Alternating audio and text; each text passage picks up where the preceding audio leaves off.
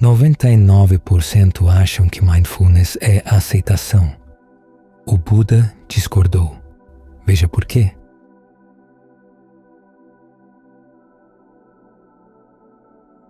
No século XIX, quando a palavra mindfulness foi cunhada para traduzir o termo Pali Sati, era a palavra perfeita para o trabalho. Estava relacionada com uma frase que é frequentemente repetida em igrejas. Estar sempre atento, mindful, às necessidades dos outros. Por outras palavras, você mantém as necessidades deles em mente. Você as leva em consideração ao longo do dia em todas as suas atividades. E embora o Buda o faça ser atento a outras coisas, essa instrução é uma forma de atenção plena, no sentido de que ele estava a falar.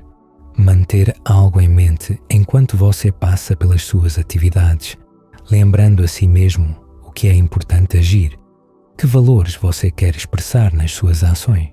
Nos anos seguintes, o significado da palavra mudou, ficando cada vez mais distante do que o Buda queria dizer com a palavra.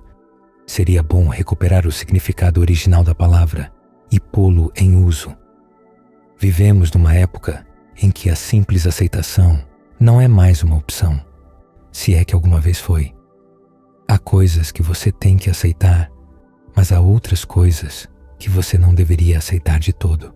Há uma passagem onde o Buda diz que se você vir algo inábil a surgir na mente, você é atento, mindful, para se livrar dele, e você é atento para dar origem a coisas hábeis e para as manter. Por outras palavras, você não observa simplesmente as coisas a vir e a ir. Você tenta fazer com que coisas boas venham e você tenta evitar que elas se vão.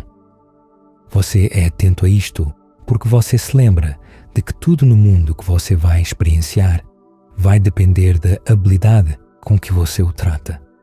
Isso exige que você treine a mente para que, em todos os momentos, em tempos de paz, em tempos de não paz, em tempos de doença, em tempos de não doença, a mente esteja pronta para o que quer que venha, porque o potencial para o envelhecimento, doença e morte está sempre lá. O potencial para a agitação social está sempre lá. Pense naqueles perigos que o Buda faz o monge na floresta refletir.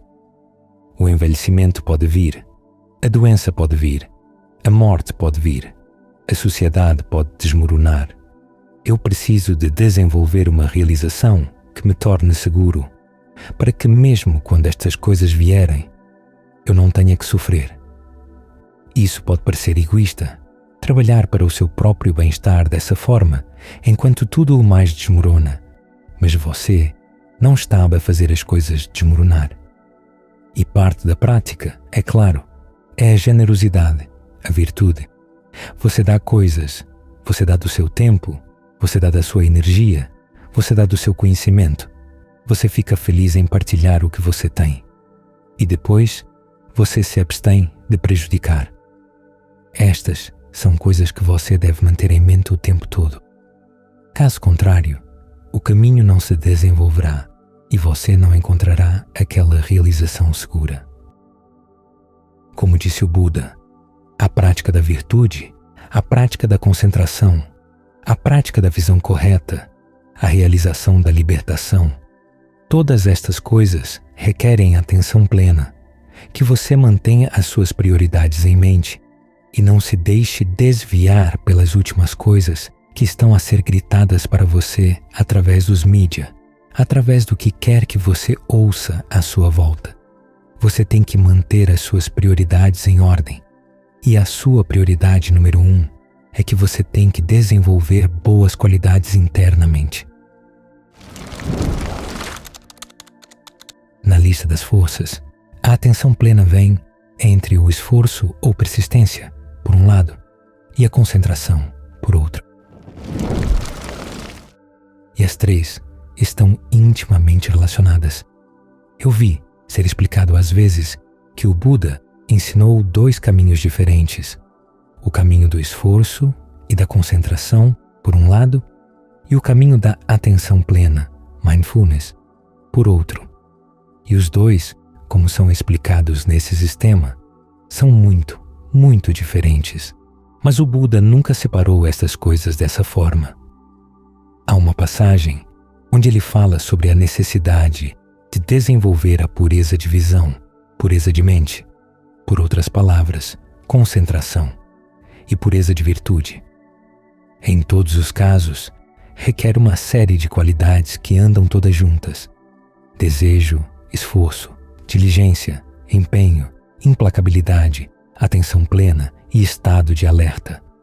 Assim, a atenção plena encaixa-se ali mesmo nessa série de qualidades muito proativas. Você mantém em mente que você tem que se manter fiel a isto.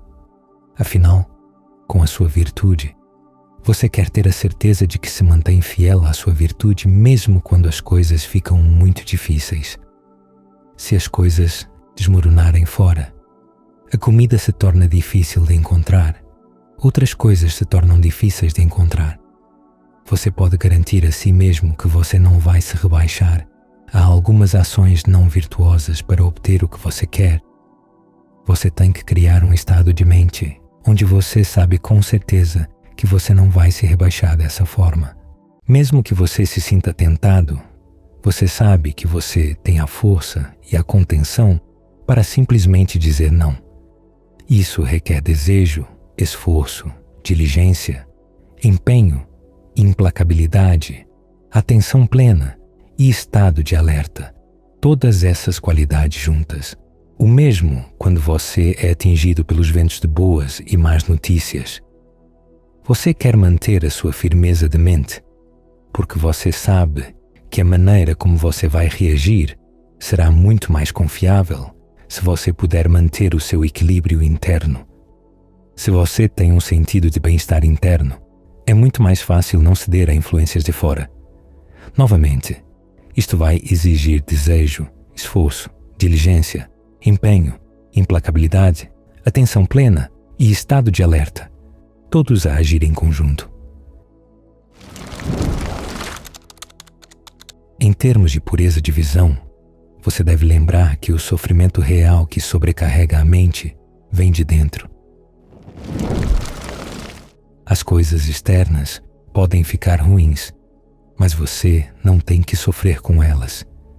Você mantém isso em mente, o que significa novamente que você volta as suas energias para treinar a mente. Você treina o seu desejo, o seu esforço, a sua diligência, o seu empenho, a sua implacabilidade, a atenção plena e o estado de alerta. Você mantém este conjunto de valores em mente e você se lembra de que tudo isto é em prol da libertação, em prol da liberdade. Então, qualquer coisa que o prenda com paixão, você tem que trabalhar para se libertar dela. Novamente, você precisa de implacabilidade e atenção plena para se libertar. Mesmo, como diz aquela passagem, com as coisas que o levariam à libertação, chega um ponto onde você tem que as largar também, para que a libertação seja total. Você mantém isso em mente para que você não esteja apenas a agarrar-se ao caminho. Lembre-se da imagem da jangada. Você chega ao outro lado do rio, você pousa a jangada, mas entretanto, você aprende a agarrar-se ao caminho de forma hábil. O sutta, onde o símile da jangada aparece, também tem o símile da cobra d'água. Você precisa de obter algo de uma cobra, digamos, o seu veneno para fazer um antiveneno. Então, você tem que agarrar a cobra da maneira correta. Da mesma forma, você tem que aprender a agarrar o Dhamma da maneira correta. Não estamos aqui para nos envolver em discussões e debates. Não estamos aqui para dizer que somos melhores do que outras pessoas por causa das nossas visões, ou que temos que impor as nossas visões a outras pessoas. Isso seria como agarrar a cobra pelo rabo. A cobra viraria e o morderia, mas você ainda tem que agarrar a cobra se quiser obter o seu veneno. Por outras palavras, enquanto você está a praticar, você tem que se agarrar, mas agarrar-se da maneira correta. Você está a agarrar-se em prol de limpar a sua própria mente, Se você agarra o dama dessa forma, é como segurar a cobra logo atrás da cabeça com um forcado. A cobra pode contorcer-se e enrolar-se em torno dos seus braços, mas não causará nenhum prejuízo.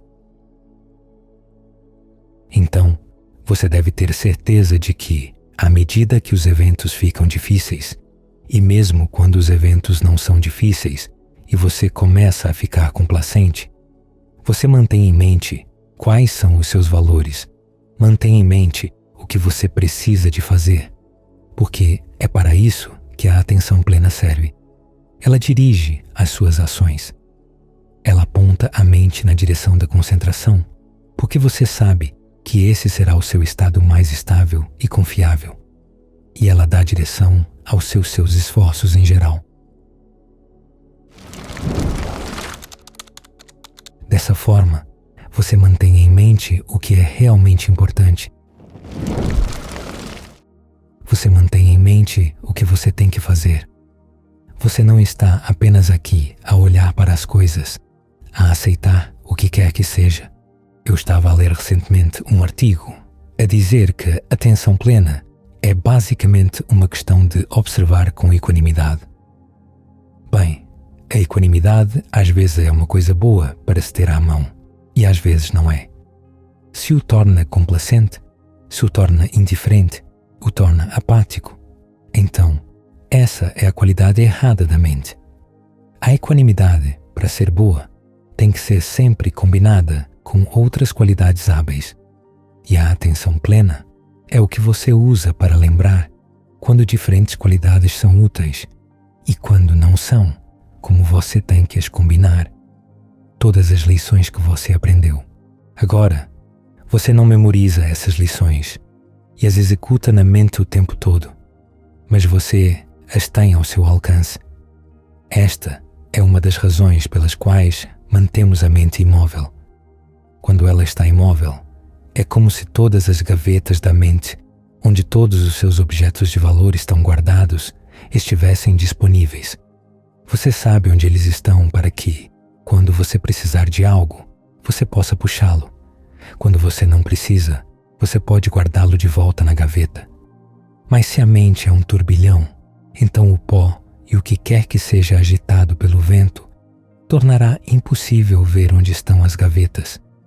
Mas quando as coisas se acalmam, então você pode ver claramente. Aqui está a gaveta de que eu preciso para lidar com coisas difíceis fora. Aqui está a gaveta de que eu preciso para lidar com a luxúria interna. Aqui está a gaveta de que eu preciso para lidar com o ciúme, a raiva. As gavetas estão todas disponíveis. Portanto, a sua persistência, a sua atenção plena e a sua concentração andam todas juntas. E é assim que todos eles se tornam fortes.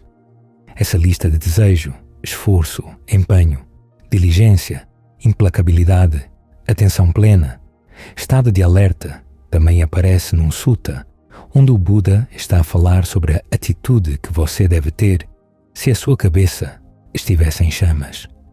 Você reúne todas essas qualidades para apagar o fogo. Você lembra o que é realmente importante na vida e foca os seus esforços lá. E quanto a quaisquer apegos que o puxariam para longe do que é importante, você é atento para os largar. É quando você vê o quão importante é manter a sua atenção plena forte. Porque dessa forma, ela realmente se torna o seu refúgio. Das várias qualidades do caminho, o Buda se foca na atenção plena como o seu refúgio, para que todas as outras coisas que você aprendeu sobre o caminho estejam ali, ao seu alcance. Caso contrário, as coisas que você aprendeu se esvaem e não servem a propósito nenhum. Mas se você puder guardá-las nas gavetas da mente e manter-se calmo para saber onde estão as gavetas, então todas as coisas boas que você aprendeu estarão bem à mão e mostrarão o seu valor real exatamente quando você precisar delas. Estudar para praticar. Quando as pessoas têm muito tempo livre, elas tendem a gastá-lo a olhar para os seus ecrãs, os seus portais para o mundo, absorvendo muita informação e desinformação. Você tem que continuar a perguntar a si mesmo quando ela chega: estas pessoas que me estão a dizer isto, por que é que elas querem que eu acredite nisto? Porque não há garantia de que a informação que está a chegar será verdadeira, ou útil, ou oportuna. Em muitos casos, as pessoas que a fornecem chamam-lhe conteúdo, por outras palavras, não assumindo qualquer responsabilidade pela qualidade. Poderiam ser jornais desfiados, poderia ser cotão cinzento, como o enchimento de brinquedos de pelúcia. É tudo o que eles garantem. É conteúdo. Enquanto você tiver tempo e tiver estado a meditar, é bom dedicar algum tempo a estudar o Dhamma, a absorver algo de substancial, algo em que você possa confiar, algo que você sabe que é verdadeiro, benéfico e oportuno. O Buda disse que, quando você estuda, é como as armas dos soldados a defender uma fortaleza.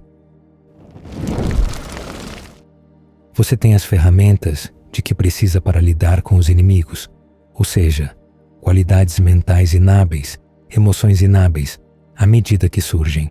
Há vários anos, fui convidado para um centro de Dhamma em Vancouver. Pediram-me para falar sobre por que é necessário estudar. Para eles, a questão vinha do facto de terem ouvido que a atenção plena era simplesmente aceitar o que quer que surgisse e não ser reativo. E o que é que você precisa de estudar para fazer isso? Eu salientei primeiro que não é isso que é a atenção plena. Como o Buda disse, há muito na atenção plena. Ele disse que se vivesse por 100 anos e as pessoas lhe fizessem perguntas sobre a atenção plena durante esses 100 anos inteiros, além do tempo para dormir e do tempo para comer, defecar, no final dos 100 anos, ele ainda não teria chegado ao fim das perguntas sobre a atenção plena. É um tópico assim tão grande. E você olha para a fórmula básica. Não é apenas aceitar. Atenção plena é manter algo em mente. Por exemplo, quando você está a manter a respiração em mente, esse é o corpo em si mesmo. Você é ardente, você está alerta, você é atento, pondo de lado a ganância e a angústia, com referência ao mundo. Há muito a discutir aí. Como é que você permanece com o corpo em si mesmo? Como é que você permanece com a respiração em si mesma? Quando a ganância e a angústia, com referência ao mundo, surgem, como é que você lida com elas? E qual é a maneira hábil de estar alerta, de ser ardente? Qual é a maneira hábil de ser atento? Afinal, há muitas coisas que você poderia manter em mente.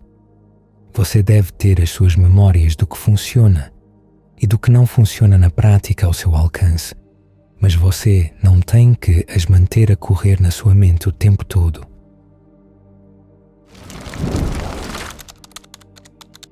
Quanto ao estado de alerta, você não está apenas alerta para o que quer que seja. Você está alerta para o que você estava a fazer. Você está alerta para os resultados que vêm das suas ações. E então você é ardente. E aqui está um campo enorme. Até mesmo as pessoas que ensinam a atenção plena, como a aceitação, ou a meditação como não fazer nada, admitirão, quando você as pressiona, que quando estados inábeis surgem, você tem que trabalhar com eles. E é precisamente aqui que estudar o Dhamma é realmente útil, porque lhe dá ferramentas para trabalhar com eles. Por exemplo, lembre-se da maneira do Buda de lidar com qualquer coisa inábil que surja. Há 5 passos. Os 2 primeiros têm a ver com estabelecer o fato de que são fabricações. Por outras palavras, você vê as coisas a surgir e procura a origem, o que as está a causar. Você vê as coisas a desaparecer e pergunta a si mesmo: quando elas desaparecem, o que desaparece com elas? Por que é que elas vêm? Por que é que elas vão? Quando você vê que elas são fabricadas assim, vindo e indo, isso lhe dá um sentido de que você pode mudá-las. Você não está preso a uma emoção. Você não diz simplesmente: bem, é isso que está lá, no momento presente, então eu tenho que aceitá-lo. Se isso o vai levar a fazer coisas inábeis, ou vai criar hábitos inábeis na mente, você tem que se livrar disso. Agora, isso pode levar algum tempo a observá-lo, mas você o observa com o propósito de o superar. É aqui que os ensinamentos do Buda sobre as 3 fabricações se tornam úteis. Você olha para a maneira como você está a respirar. Digamos que a raiva surge. Como é que você está a respirar em torno da raiva? Essa é a fabricação corporal. Depois, há a fabricação verbal. Como é que você está a falar consigo mesmo sobre o que o deixou com raiva? Os termos técnicos são pensamento dirigido e avaliação. Para onde você está a direcionar os seus pensamentos? Quais são os seus padrões de avaliação? O que vale a pena pensar? O que não vale a pena pensar? Como pensar? Como não pensar? Depois, há a fabricação mental, percepções e sensações. Quais são as percepções que agravam a raiva? Que percepções podem ajudar a pôr a raiva de lado? O mesmo com as sensações. Em que tipo de sensações você está a focar-se? O Buda dá muitas recomendações sobre como lidar com esses 3 tipos de fabricação. Ele até lhe diz como respirar. Respire de uma forma que dê origem ao êxtase. Respire consciente do corpo todo. Respire de uma forma que acalme a respiração. Isso torna-o sensível aos diferentes tipos de fabricação, para que você possa descobrir: quando a mente está lenta, o que é que você faz para a alegrar? Quando a mente está dispersa, o que é que você faz para afirmar? Quando a mente está sobrecarregada com raiva, o que é que você faz para a libertar? Ele lhe dá formas de pensar. Essa é a fabricação verbal. Diferentes maneiras de pensar sobre a raiva, como a sua afirmação de que há apenas uma coisa cuja morte ele aprova, é a morte da raiva. E ele recomenda sensações e percepções hábeis. Como é que você percebe a sua relação com a pessoa de quem você está com raiva? Ou a situação pela qual você está com raiva? Você pode percebê-la de uma forma diferente, onde ela não é opressiva? Como é que você pode reunir alguma boa vontade para trazer para a situação? Tente manter em mente a percepção de que a sua boa vontade é tão grande quanto a terra. As pessoas podem cuspir na terra e urinar na terra, cavar na terra, a tentar destruí-la, mas a terra é simplesmente grande demais. A sua boa vontade é tão grande quanto o rio Ganges. As pessoas podem trazer uma tocha para tentar incendiar o rio Ganges, mas a água não queima. A sua boa vontade é como o espaço. As pessoas podem tentar escrever no espaço, mas não há nada ali para receber a escrita delas. Por outras palavras, as pessoas podem dizer coisas, mas você não lhes está a apresentar um pequeno quadro negro no qual escrever as suas declarações agravantes. Então, as declarações simplesmente flutuam no espaço. Estas percepções são realmente úteis. E quanto às sensações? O Buda diz para não ficar apenas por perto de sensações da carne. Tente criar algumas sensações não da carne. Até a dor não da carne é melhor do que a busca de prazeres da carne. Dor não da carne significa perceber que há um objetivo que outros alcançaram que você não alcançou, mas que pode ser alcançado se você se esforçar. Há uma dor ali, há trabalho a ser feito, mas essa dor o inspira, o motiva, em vez de simplesmente o fazer girar e girar e girar, a procurar prazer e a encontrar dor, agarrando-se a um prazer até que ele se transforme numa dor. Dor não da carne fornece-lhe uma saída, através da qual você pode criar prazeres não da carne, ou seja, os prazeres que vêm da concentração. Então, quando você estuda, você obtém muitas recomendações sobre como desmontar emoções inábeis e como fabricar emoções hábeis no lugar delas. E esses são apenas os 2 primeiros passos no programa de 5 passos do Buda. Aqueles que estabelecem a verdade do fato de que as coisas estão a ser fabricadas na mente e lhe dão um sentido inicial de que algumas fabricações são melhores do que outras. Isto é levado adiante com os próximos passos. Você procura a sedução dessas fabricações. Você procura os inconvenientes delas. A sedução é porque você vai atrás delas. Estas coisas surgem e desaparecem, mas às vezes você as desenterra novamente. Se elas são fabricações hábeis, isso é uma coisa. Mas quando são inábeis, porque vocês estão a desenterrar, qual é a sedução? O que é que a mente pensa que está bem de se obter delas? Como é que ela se está a se alimentar destas coisas? Você tem que olhar cuidadosamente, porque a mente tende a mentir para si mesma sobre onde ela realmente se está a alimentar.